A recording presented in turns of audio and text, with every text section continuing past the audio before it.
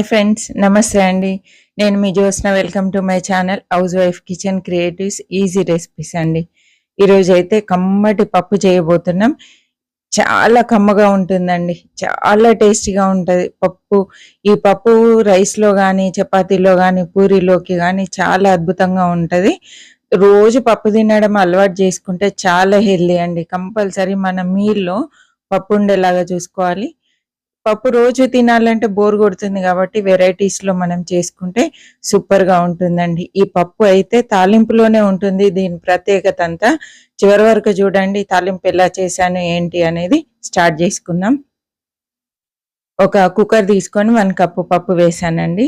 చక్కగా 2-3 సార్లు వాటర్ వేసి శుభ్రంగా కడుక్కోవాలి. టైం ఉంటే కొంచెం సేపు నానబెట్టి శుభ్రం చేసుకుంటే ఇంకా మంచిదండి, ఎసిడిటీ కాకుండా ఉంటుంది. నేనైతే ఒక 4-5 సార్లు శుభ్రంగా ఇలా కడిగాను. 1 కప్పు పప్పుకి కందిపప్పు తీసుకున్నానండి. 1 కప్పు పప్పుకి 3 కప్పుల నీళ్లు తీసుకోవాలి. 3 కప్స్ వాటర్ వేసాను.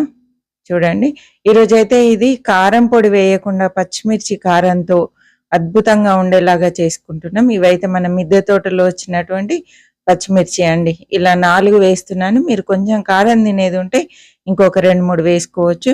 ఒక పెద్ద ఆనియన్ ముక్కలు చేసి వేసానండి. ఒక 3 టమాటాలు చిన్న ముక్కలుగా కట్ చేసి వేసానండి. ఇప్పుడు ఇందులో కొంచెం 1/2 టీ స్పూన్ జీలకర్ర, తర్వాత కొంచెం పసుపు అండి 1/2 టీ స్పూన్ వేసి చక్కగా కొంచెం ఆయిల్ వేసుకోవాలి. రుచి బాగుంటుంది. ఆయిల్ వేయడం వల్ల పప్పు పొంగకుండా ఉంటుంది, టేస్ట్ కూడా బాగుంటుందండి. కొంచెం కరివేపాకు వేసుకొని చక్కగా మూత పెట్టుకొని ఒక 4 విజిల్స్ పెట్టేయాలండి. అంటే మీరు పప్పుకు సాధారణంగా ఎన్ని విజిల్స్ పెడతారో అన్ని విజిల్స్ పెట్టండి. స్టవ్ ఆన్ చేశాను. కుక్కర్ పెట్టి ఒక 4 విజిల్స్ రానిద్దాము. 4 విజిల్స్ తర్వాత వెయిట్ అంతా దిగిన తర్వాత చూద్దామండి.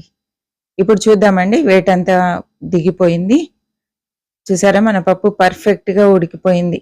చాలా సింపుల్ టిప్స్తో ఈరోజు ఈ పప్పు తయారు చేయబోతున్నామండి. ఇలా కొంచెం పప్పులుగా ఉంటే బాగుంటుంది. నేనైతే స్పూన్తోనే మెత్తగా చేస్తున్నానండి. మరీ మెత్తగా కాకుండా ఇలా పప్పులుగా ఉండేలాగానే చేస్తున్నాను. చూసారా, ఇలా ఉంటే సరిపోతుంది. కావాలంటే మీరు పప్పు గుత్తితో కూడా రుద్దేయచ్చండి. కొంచెం కొత్తిమీర ఎక్కువ వేసుకోవాలండి. ఇప్పుడు సాల్ట్ కూడా వేసేద్దాం. 1.5 టీ స్పూన్ సాల్ట్ వేస్తున్నాను. ఈ కొలతలు పర్ఫెక్ట్గా సరిపోతాయి. ఇప్పుడు కొంచెం సిమ్లో పెట్టి ఉడికిస్తున్నానండి. కొంచెం వేడైన తర్వాత స్టవ్ ఆఫ్ చేసుకొని తాలింపు వేసుకోవడమే. స్టవ్ ఆఫ్ చేశానండి. మళ్ళీ ఆన్ చేస్తున్నాను. తాలింపు కోసం గిన్నె పెట్టానండి, స్టీల్ గిన్నె పెట్టాను. కొంచెం ఒక 2 టేబుల్ స్పూన్ల ఆయిల్ వేసుకుందాం. ఆయిల్ మరీ ఎక్కువ పట్టదు, సరిపోతుందండి. ఆయిల్ హీట్ అయింది. ఇప్పుడు ఒక 2 ఎండుమిరపకాయలు చించి వేసుకోవాలి. ఒక 1/2 టీ స్పూన్ జీలకర్ర, 1/2 టీ స్పూన్ ఆవాలు వేసి ఈ తాలింపు చిట్పట్లాడనివ్వాలండి. మాడకుండా చూసుకోవాలండి. తాలింపు తోటి టేస్ట్ అండి. వెల్లుల్లిపాయలు ఒక 10-15 వరకు కచ్చపచ్చగా దంపి వేశాను. కొంచెం గుప్పెడంతా కరివేపాకండి. ఇవన్నీ చక్కగా వేగి వెల్లుల్లిపాయ స్మెల్ బయటకు వచ్చేంత వరకు, మంచి కలర్ వచ్చేంత వరకు వేంపుకోవాలండి. వెల్లుల్లి ఫ్లేవర్ అయితే ఇలా చక్కగా వస్తుంది.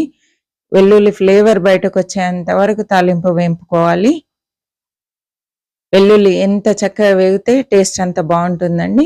కొంచెము ఇంగువ వేసాను, తప్పకుండా వేసుకోండి, చాలా బాగుంటుంది ఇంగువ టేస్ట్. కొంచెం పసుపు అండి. ఇవి వేసి వెంటనే కలిపేసి ఎక్కువ టైం ఇంకా తాలింపు ఉంచకూడదండి. వెంటనే పప్పు తాలింపులో వేసుకోవాలండి. చూసారా, మన పప్పు ఇందులో తాలింపులో వేసేసాను.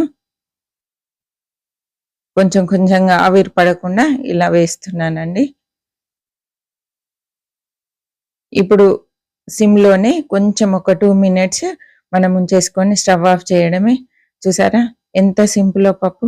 ఈ పప్పు అయితే అద్భుతమైన టేస్ట్ ఉంటుందండి. ఒకసారి తప్పకుండా ట్రై చేయండి. స్టవ్ ఆఫ్ చేస్తున్నాను నేను ఇప్పుడు. మన పప్పు పర్ఫెక్ట్గా రెడీ అయిపోయింది. ఇది సైడ్ డిష్గా బాగుంటుంది. తర్వాత చపాతీ, రైస్, పూరీలోకి అద్భుతంగా ఉంటుందండి. ఒకసారి తప్పకుండా ట్రై చేసి కామెంట్ చేయండి. మీకు నచ్చినట్లయితే మీ ఫ్రెండ్స్కి, రిలేటివ్స్కి షేర్ చేయండి. లైక్ చేయడం మర్చిపోవద్దండి. చూస్తున్న ప్రతి ఒక్కరు లైక్ చేయండి. సబ్స్క్రైబ్ మాత్రం నచ్చితేనే చేయండి. ప్రీవియస్ వీడియోస్ కూడా చూడండి. కంటెంట్ ఉంది, బాగుంది అనిపిస్తే అప్పుడు సబ్స్క్రైబ్ చేసి పక్కనే ఉన్న బెల్ ఐకాన్ ప్రెస్ చేసి అందులో ఆల్ అనే ఆప్షన్ సెలెక్ట్ చేయండి. ఓకే అండి. మరి ఒక మంచి రెసిపీతో మళ్ళీ కలుద్దాం. అప్పటి వరకు సెలవు అండి. చివరి వరకు చూసినందుకు థ్యాంక్ యూ సో మచ్ అండి.